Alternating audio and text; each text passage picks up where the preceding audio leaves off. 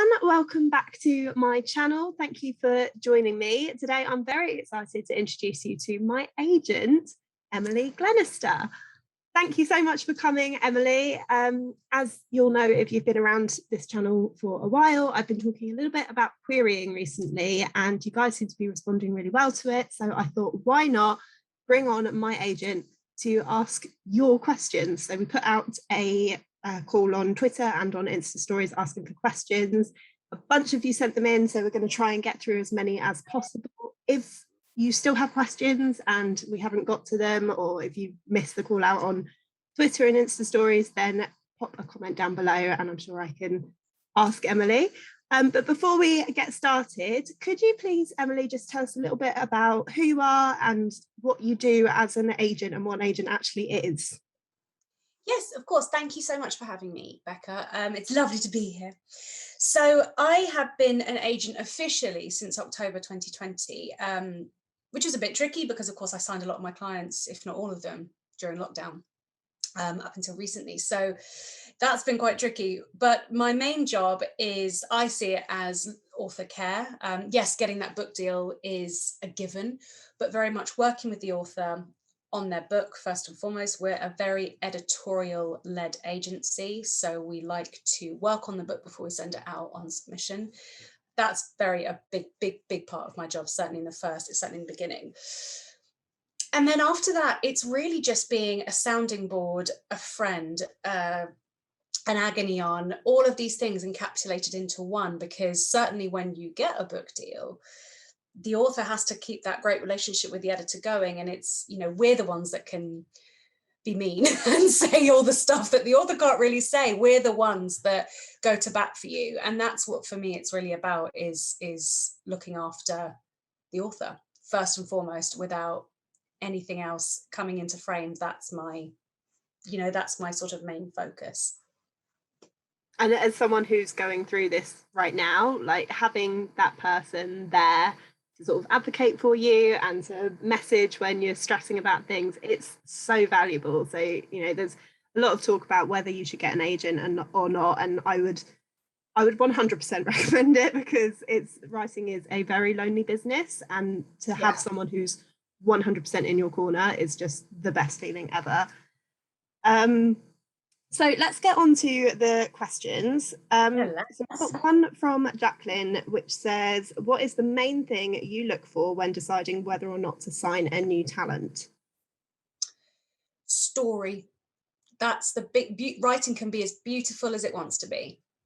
But if you can't tell a story, and this sounds like a given, but actually, I do think being able to tell a story is quite a skill.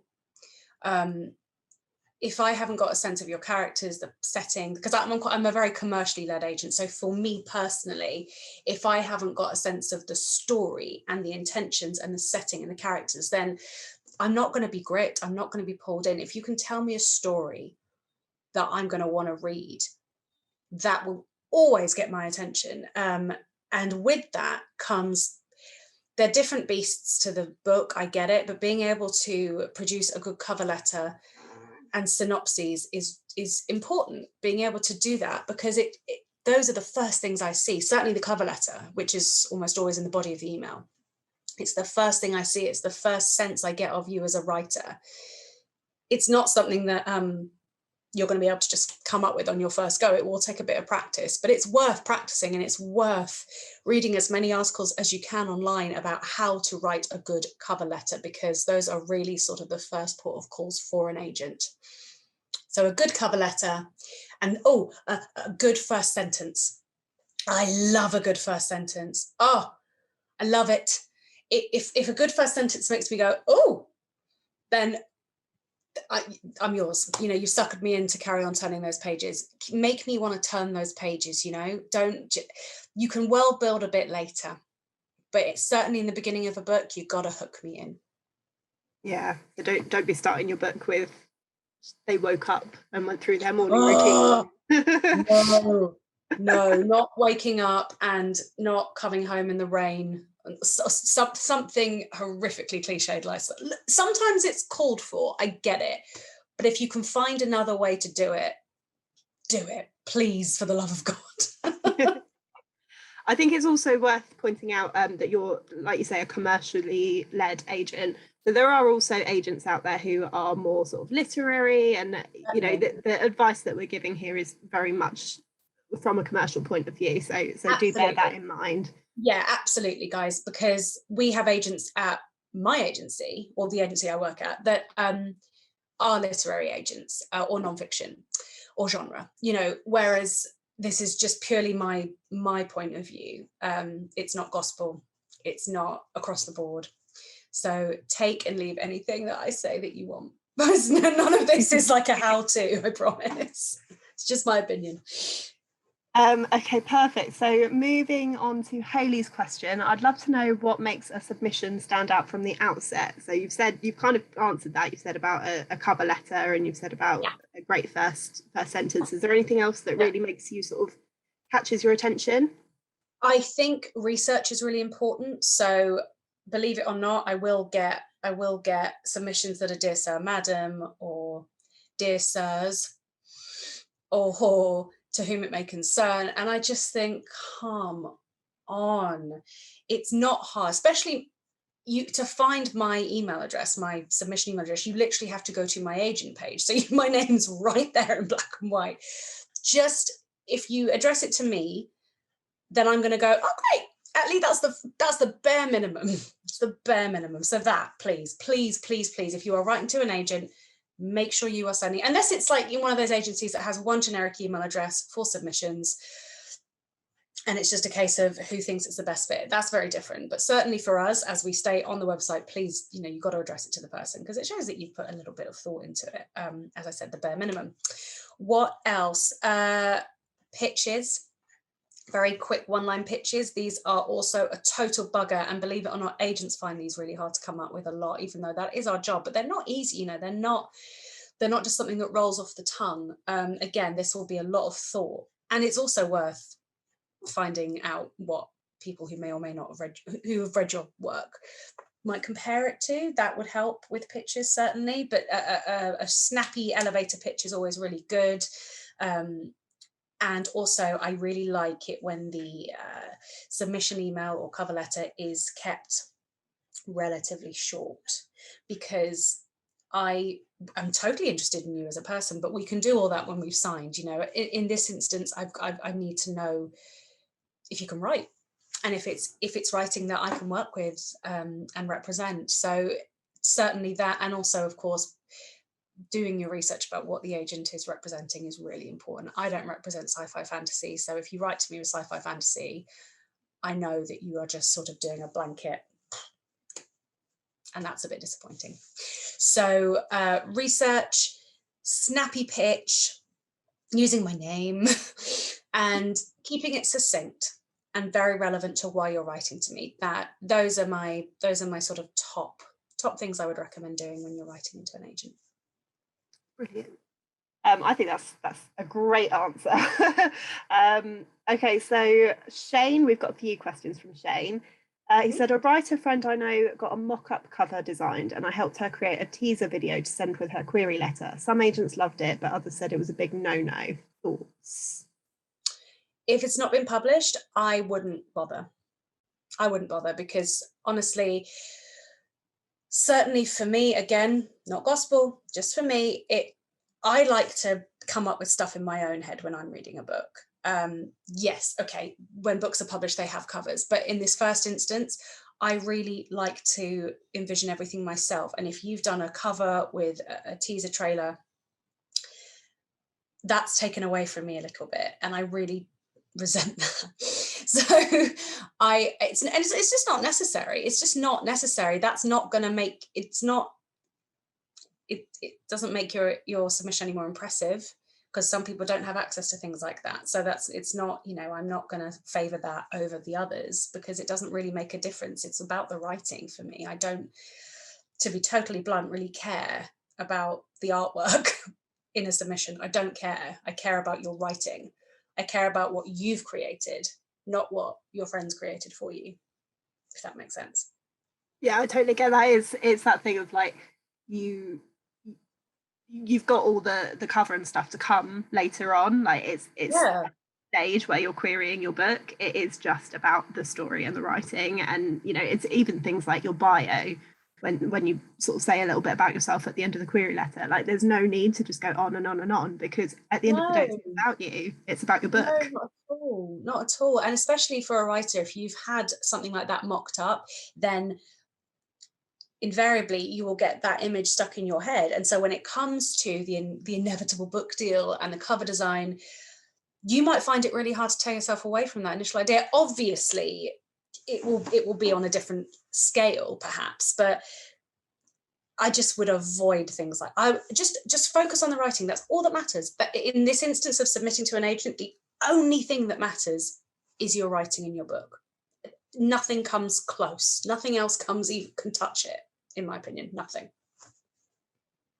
Brilliant. Okay, so Nikita asked, how do you even begin with a one-line pitch? So I know you mentioned it's really important to have a I saw this one because it's not easy, and so I started thinking about it very, very quickly as soon as I saw the tweet. And it's a really good question because it's certainly one that's asked a lot, and you'd think I'd have a really rehearsed answer. But there is no easy answer because it's horses for courses. Everyone has their own method. As an agent, it is my job to pitch books when I go out on submission with it. I was asked a few weeks ago if comparative, probably not using that word right, comparison titles are necessary. And they're not necessary, they're not a deal breaker, but they do help if you are stuck on how to pitch your book. So if you can, as a starting point, which I believe is the question, how do you even begin? I would think of 2 comparative titles that you could see your book sitting alongside, complementing. And starting with, it's X meets Y, merging those 2 together. And then what I find when I'm pitching is that the rest of the pitch kind of sort of comes naturally after that, because I think about what those books have in common. So for instance, excuse me, I have something in my eye. That's not at all annoying. So for instance, I pitched a book earlier this year, which absolutely had tones of The Secret History. But at the same time, well, it was contemporary for a start. It was, set much more recent than that. But I think the author and I came up with it being The Secret History meets Mean Girls, which sounds like a complete what? And it also had a slight spin on the Me Too movement, which we didn't pitch it like that. The eventual publisher picked that up. So of course, there'll be a million ways to see your book that you would never have thought of. That's par for the course. So if you hear a pitch for your book that you'd never thought of, don't then go, oh God, I can't pitch because I would have never have thought of that. Doesn't work like that. Everything's subjective and everyone sees each of things differently. Thank God we do. So I would, as a starting point, think of 2 titles that you can compare them to. X meets Y. So it's The Secret History meets Mean Girls. It's a dark, twisted take on toxic female friendships set on campus.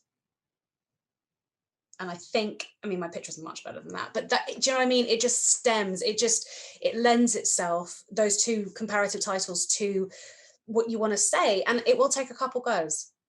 You're not going to get it immediately. I promise you that. It takes me a good couple of weeks to really nail a pitch because I want to get it right. And if you are serious about it, then you will too. Yeah. Oh, that's great. I love that. It's such a good method. I think when I did it, I sort of was trying to practice with movies that I liked, and I was like, if I had to describe this in 1 sentence, how would I describe it, kind of thing. So yeah. That's maybe something to try if you want to just practice. Absolutely. Talking about TV and film works too. I had a book that was pitched as a couple of books and then also said and would appeal to fans of this BBC One show and this drama on Netflix. It just helps them see exactly the kind of audience you are writing for and who your book is pitched at primarily. And also it's always quite nice to think of it being on screen, obviously. Always. Okay, so We kind of touched on this earlier, but Shane asks, as a percentage, how much do agents attribute to an author's quality of writing versus the overall plot and story of a novel? Agents, I don't know how other people work. I can only speak for myself. What I like to do, I mean, every book needs a different amount of work. That is, you can't argue with that. Every single book will need a different amount of, I mean, I know that you and I worked on your book, and I found the process really, really rewarding and enjoyable. Other people don't. So that's one thing. But for me, I will do, basically what I tend to do is I get the book and then I will do a structural edit letter. It won't be, unless things need major structural shifts, which they don't always, because the book tends to be sort of sorted in that department by the time it gets to me, but it's sometimes it's not, and that's totally fine. It just takes another pair of eyes. So a structural edit letter where it's a general overview of the book, so characters, plot, general notes, you know, about layout and things like that, tone. And then that goes back to the author. And again, I always say that what I put in the structural edit letter are merely suggestions. None of these are, you must do this, or I'm not going to go out on submission with your book. I point blank refuse to have that mindset. It's not my book, it's your book. These are suggestions, and they'll just be something that you might not have thought of, and read it and go, oh, I hadn't thought of it like that. And, you know, that's what a fresh pair of eyes will do. So send that back to the author, and then I get the manuscript back, and I will then do probably a copy and line edit at the same time. And this mirrors what publishers do, but on a much smaller scale. I mean, publishers have much more influence than we do. But this makes, sorry, my dog is barking, 1 second. This makes sure that the consistency is the same. And, you know, it's not Saturday in one scene and then the next day it's Friday, you know, things like that. And then of course spelling, grammar, making sure that page breaks are in the right place, making sure that it's not just one random blank page like manuscript, which shouldn't necessarily impact the way a publisher responds to a manuscript, but it does. I mean, it does me if I'm reading a submission and care just has not been taken.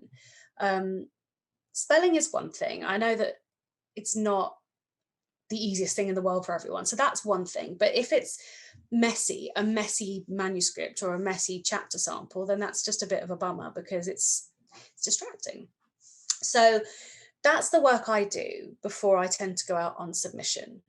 It will then change again when it's bought and an editor starts to work on it, because them's the rules, that's how it goes. And I also don't want to work on it to such an extent that you end up hating your book before we've even sold it, so that by the time the edits come in, you're going, oh my God, I can't even look at this again. So I certainly don't want to do that. But I do work on them. I work on them a lot if needs be. And if they don't always need it, it will just be a quick check. I think I read it. If they don't need too much work, then I'll probably read it about 2 or 3 times more to double check everything is right for consistency. Again, it's more of a copy line edit then, it's not so much structural. But yeah, I don't know percentage wise, but it's a lot. If you received a submission that was a really good story idea, like the idea was amazing and it really hooked you, but the writing wasn't the best quality, what situation would it be then? Would you sort of work with the author, or? Probably not, because I'm not a writing teacher. You know, I think you either can write or you can't. Beautiful, as I said earlier, beautiful writing is a different thing. You know, beautiful flowery writing that's very poetic and all the rest of it is one thing. It's not my bag personally, but then the story can be missing. You know, that's one thing. Everyone can have good ideas. Getting them onto paper is a very different thing. And I'm not a writing teacher, so I can't teach you how to do that. Yeah. If you've got the story down and it's making me want to turn the pages, if the story is making me want to turn the pages, but it needs honing, absolutely. Oh, absolutely, I'll work with you. But I'll work with you on making that even more gripping and even more enthralling. But if the writing itself isn't good, At this stage, I wouldn't. I would absolutely suggest you go and hone your craft. You do a couple courses, some are free, some are not, and really work on it, because ultimately I am absolutely there to shape your novel into something that an editor will want to buy. I can't shape it into something that an agent would want to read. Does that make sense? Because that's not my job. It's getting that balance, isn't it? In the basis terms, my job is to get that book that you've written very well and make it even better with you, work with you to make it the absolute best it can be, because hopefully by the time you send it to me, you can do no more to it. You've done as much as you possibly can, and now you need a fresh pair of eyes, and that's my job. It's my job to help you there. But I feel like if the writing isn't great, then perhaps it's not had all the work it can do done to it before it comes to me, which is what I would ask for, really. And maybe it's just not your time yet. Maybe you just need to practice more. It's all about practice, isn't it? So. Absolutely. And these things do take, there's a reason writing courses exist, because they are there to help you improve. And I really recommend doing them. The ones that are proven to be useful, there's nothing bad I can say about them. Do it. If this is what you want to do, 100%. I can't recommend them enough. So you read all about big 6-figure deals, but what is the realistic range for advances for unknown debut authors? Those 6-figure deals are not as common as they appear. Trust me, they're not. It's very hard to not compare yourself to those when you see them all the time. It's really hard, and for agents too, because you're thinking, well, why aren't I getting those all the time? It doesn't work like that. It really doesn't. So every publisher has a different threshold, or editor. There's like sets of editors in each publishing houses that have limits to which they can offer. So it also kind of depends on the editor that you're dealing with. I would say for a debut unknown author, I would be looking for one book between discussing money is so icky, but this is just how I see it. 7,000 to 10,000 for one book. Like, that's the bare minimum. If I get more, amazing, but I wouldn't be upset at all with an offer like that. And maybe publishers will watch this and go, oh great, we don't have to offer anything more than that ever again, but you do. The other thing though with a lower advance is that you start earning your royalties sooner. It's no bad thing. You can take it as, oh, I haven't made much money and my publisher doesn't have as much belief. It doesn't mean that in any way, shape or form. It just doesn't. The huge upside to a smaller advance is that you start earning royalties, which is a huge ego boost. It's really nice to see people buying your book and you're making money from that every 6 months or every quarter, however publishing houses do it. There's nothing wrong with a smaller advance compared to those ginormous advances that people do. And it's certainly not a deal breaker for me, because I do know how rare they are, but those are the ones that get shouted about in the bookseller all the time. So it's hard not to compare yourself, but try not to, because it really is not. It's not indicative of the industry, I promise. The other thing with a smaller advance as well is you've got a little bit less pressure to like if you get a huge advance and then you don't earn it out, it's that thing of like, oh, are they going to want to work with me again? Whereas if you get a smaller advance, then you massively overachieve and you earn out your advance and then you're earning royalties and you're showing them that, oh, this is what you've offered me, but look how much better I've done. Then they're definitely going to want to work with you again. So it's almost like it does you a favor as an author. Absolutely. There are huge pros to having a smaller advance. I would never look at it as a negative thing. Never. The fact that someone wants to buy your book and give you money for it in the first instance is pretty great. I mean, let's be honest. But a smaller advance just to me doesn't equal anything other than you earn your royalties sooner. And as you say, it is less pressure. It's just a nicer thing, unless of course you're offered an amazing advance, and then, which is also very, very, very nice. Let's not take away from those authors who do have that, because of course that's also fantastic, and I'm sure very well deserved, but it is certainly not representative of all of publishing by any stretch of the imagination. We'd all be raking it in if it was, but it's not. Okay, so is there a preferable time of day, of the week and time to best get an agent's attention? When I was a magazine editor, I usually told PRs and freelancers that Mondays after lunch was best. Oh, it's a very PR thing to say, isn't it? Submissions, people work on their submissions their work depending on their day jobs, their family life, things like that. So I expect to receive them at all times of the day and night, because we don't all have the same schedule. I'll receive them on Sunday afternoons. It doesn't mean I read them. If I'm not working, and I do have to use my weekends to read a lot of the time, but if I happen to not be working that Sunday, or if I'm out, I don't sit there and glued to my phone. I don't mind people emailing me. As I said to you as a client, I don't mind whenever you guys email me or get in contact with me. I really don't care. It's up to me when I respond. I mean, me, I'm always like, hello, immediately, but still, I mean, I don't really mind when people send me their stuff, because I will always get to it. Like, I'll always get to that book. And I also do it chronologically. I start from the bottom of my submission list and go up to the most recent, because, well, it's not fair. I just don't think it's very fair. So I always do from the bottom. When I sit down to do my submissions, I'll start from the one I received longest ago, which I've only just opened back up submissions now. So it's only out by a week, which is really nice. So I'm nice and up to date. But for me, no. For some agents, they might say maybe not Friday afternoons. Certainly in summer, publishing tends to down tools on Friday afternoons. I don't really know why.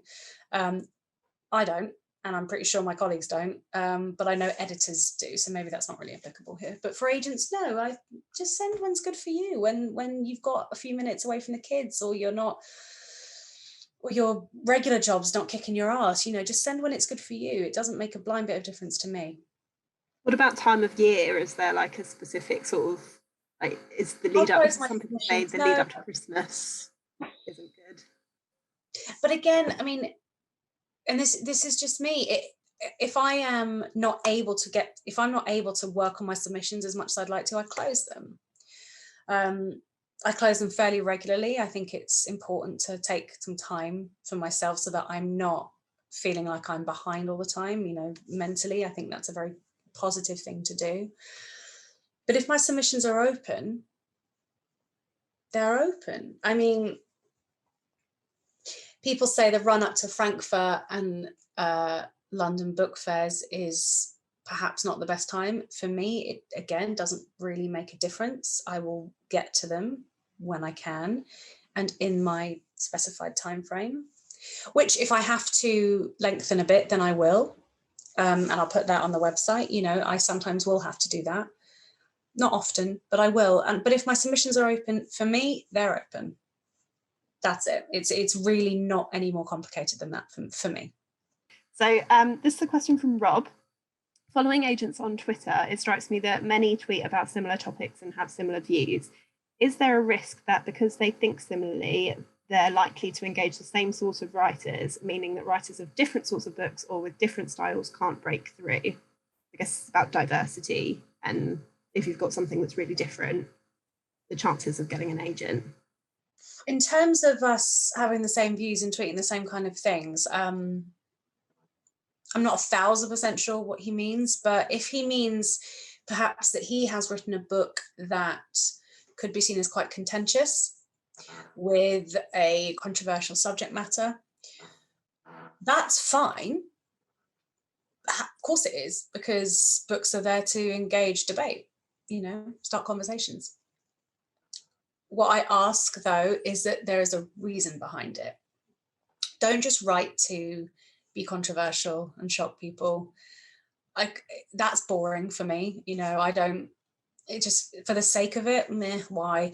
Have something to say. you know, why are you writing this book? You know, is there a redemptive arc in this book for something that's not very savory? You know, why are you writing this book? And certainly with different styles. I think there's room for all kind of styles. You've got to find the right agent. It might take a bit of time to find the right agent for you, sure. And an agent like me, a commercial agent, there is a fairly specific formula. It's not prescriptive, but you know, there has to be a linear plot. But certainly different styles of writing. I would have thought there's room for all styles of different kinds of writing. In terms of what we all tweet about, I confess I can't off the top of my head imagine what all the other agents tweet about. Politically, it's, you know, the creative arts are liberal. So if that's also something he might mean, I don't think it's a decider if you are writing something that might be on the other side of that. If there's a reason for it, you know, but there's got to be a reason for any book that you write. If it's done well and sensitively, and it's not just straight up offensive, I don't see why not.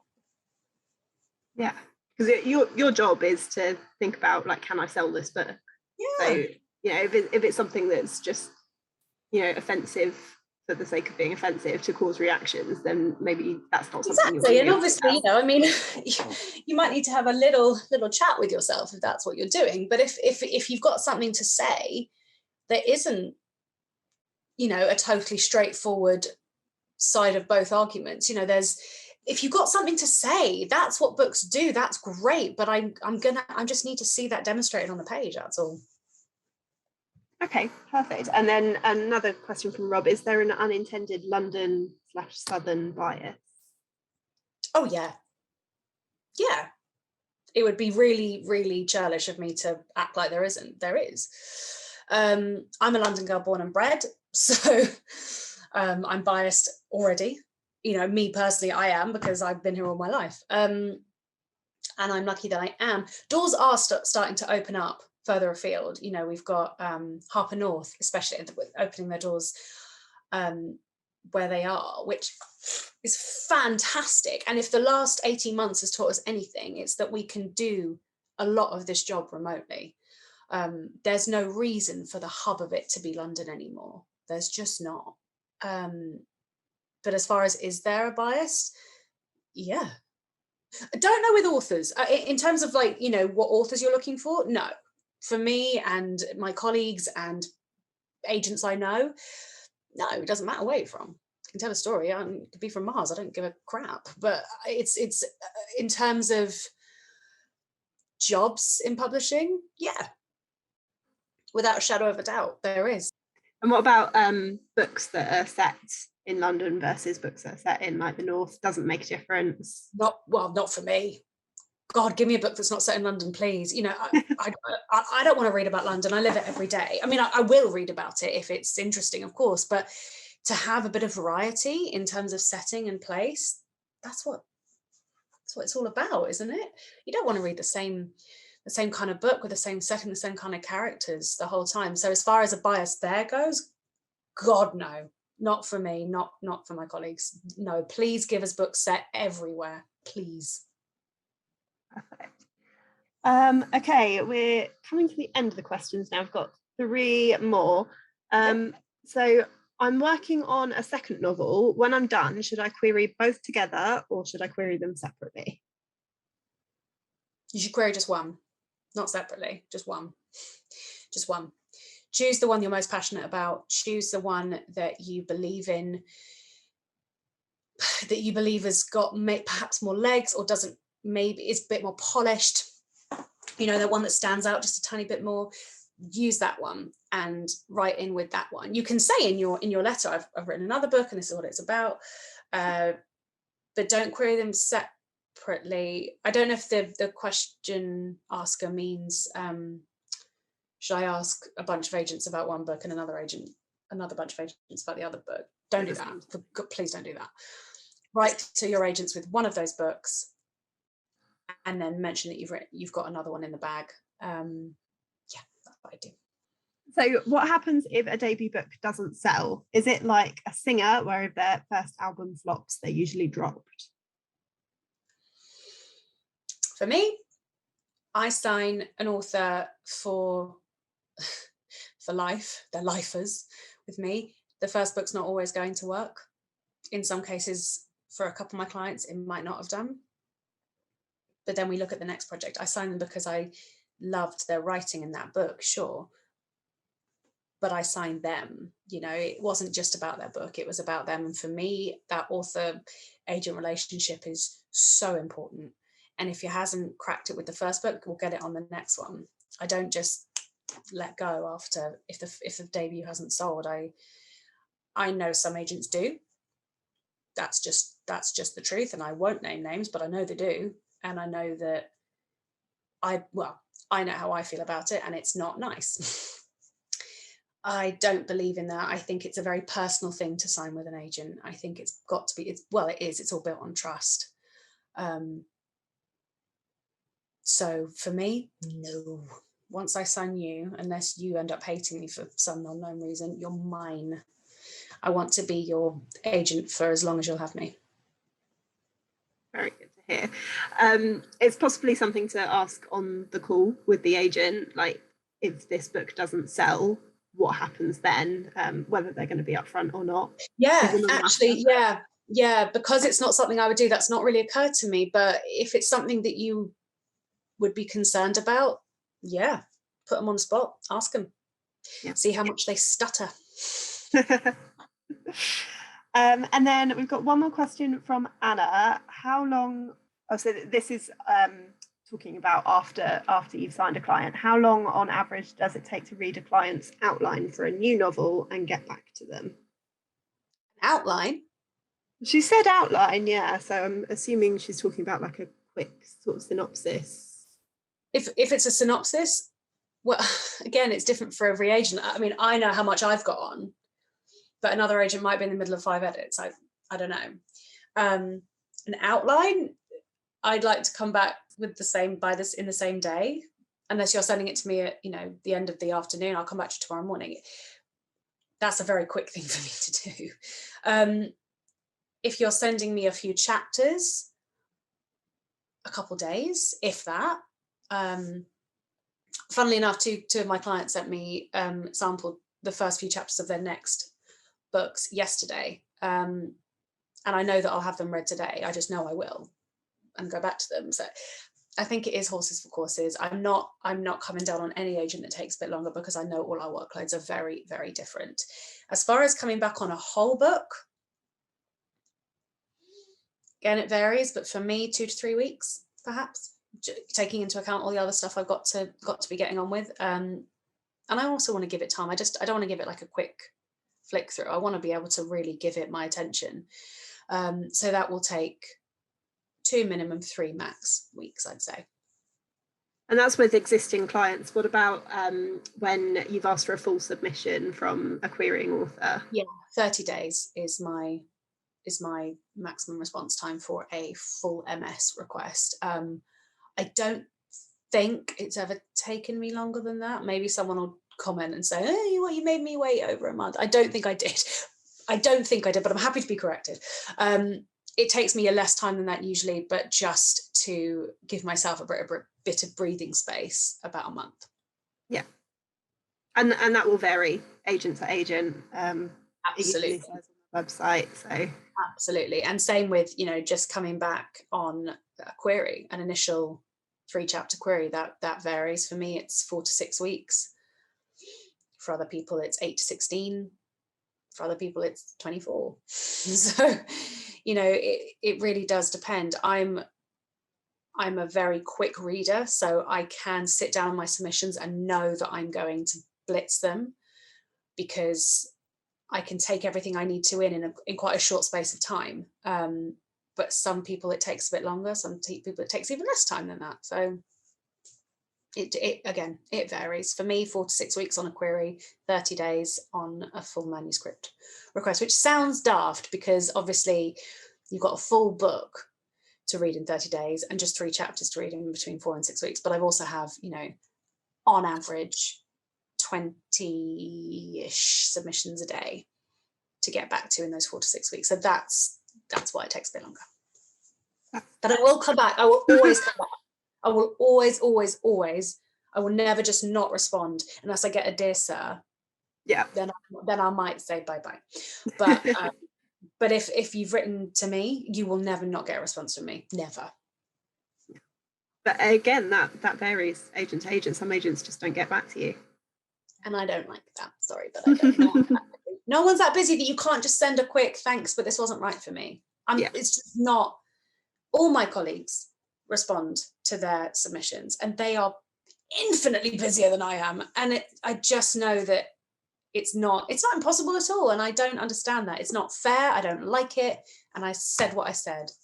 Always think you should go back to somebody, even if it's not right for you, just for their peace of mind, if nothing else. It's scary putting your work out there as an author. It's frightening. You're sending your book baby out there to be judged by a total stranger and then to be ignored. It's just like, oh, no.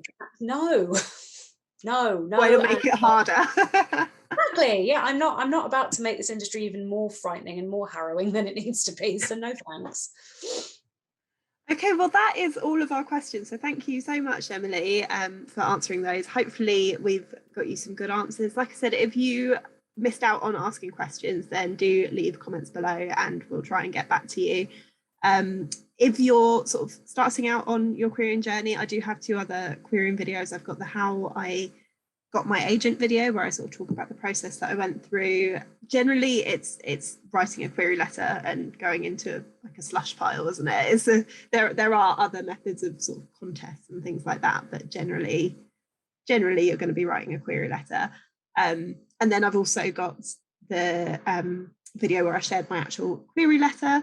So yeah, hopefully all of these things will help you and kind of make the whole thing a little bit less intimidating. And I wish you all the best of luck, and definitely query Emily if you're a commercial fiction writer, and DHH in general, fantastic agency. So I think that's everything. So thank you so much, Emily. Thanks for having me. And we'll see you all soon. Bye.